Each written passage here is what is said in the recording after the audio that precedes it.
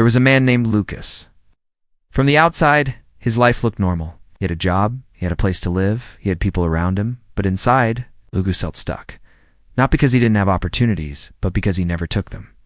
Every time something new appeared in his life, a chance to speak, a chance to lead, a chance to grow, he stepped back. Not because he couldn't, but because of a voice. A quiet voice in his head that said, "You're not ready. You're not good enough. You will fail." And Lucas believed it. Every time at work he had ideas, smart ideas. But when meetings started, he stayed silent. He watched others speak. Even when he knew he had something valuable to say, his heart would race. His hands would feel cold. The voice would whisper, "Don't do it." So he didn't. One evening, Lucas sat alone in his apartment. The room was quiet. The lights were dim. He held his phone, scrolling without thinking. Then suddenly he stopped. He saw something simple. A short clip of a man standing at the edge of a high platform. Below him was water. The man looked frozen, afraid, unable to move. Then another man stepped forward. Without hesitation, he jumped. Clean, confident, free. A few seconds later, the first man followed. Lucas paused the video. He stared at the screen. His mind went quiet. "That's it," he whispered. He didn't wait for fear to disappear. He moved anyway. Lucas leaned back in his chair. For the first time, he saw something clearly. He wasn't stuck because he lacked ability. He was stuck because he kept listening to fear. The next morning, everything looked the same. Same alarm, same routine, same job. But inside, something had changed. At work, during a meeting, his manager asked, "Does anyone have an idea?" Lucas felt it again, that familiar pressure. His heart beat faster. His mind spoke, "Stay quiet." But this time, Lucas didn't respond immediately. Instead, he asked himself one simple question. What if I'm wrong about myself? The thought surprised him. What if I'm not weak? His hand moved, slowly. "I have an idea," he said. The room turned toward him. His voice wasn't perfect. It shook slightly, but he spoke. He explained his idea. When he finished, there was silence. Then his manager nodded.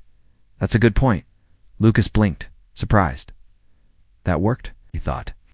That moment was small, but it broke something, not his fear, but his belief in it. Days passed, then weeks. Lucas didn't suddenly become confident. Still felt fear, still felt doubt. But now, he didn't treat it as truth. Every time the voice said, "You can't," he asked, "Is that real, or is that fear?" One day, an opportunity appeared, a bigger role, more responsibility, more risk. Lucas felt the fear immediately. His mind became loud. "You're not ready. You will fail." But now, there was another voice, a quieter one. "What if you try anyway?" Lucas took a deep breath. His heart was racing. But he said, "I'll do it." The journey was uncomfortable. There were mistakes. Moments of doubt. Moments when he wanted to go back to his old life. Safe, invisible, but he didn't. Because something inside him had changed. He no longer waited to feel confident. He acted, and confidence followed. Months later, Lucas stood in front of a group, speaking clearly, calmly, not perfectly, but with presence. He looked around the room and smiled, because the person standing there was someone he once thought he could never become. See, most people think confidence comes first, then action. But it's the opposite. Action comes first, then confidence grows. Fear will always be there. Doubt will always exist. But they are not commands. They are just voices. And you don't have to listen. So if you are listening to this right now, ask yourself one question. What would I do if I stopped believing fear? Because the moment you take one step, even with doubt, even with uncertainty, you begin to change. You don't need to be fearless. You don't need to be perfect. You just need to move. Just once, then again, then again. Because deep inside, you are not weak. You were never weak. You just believed you were, and today, you have the chance to choose differently.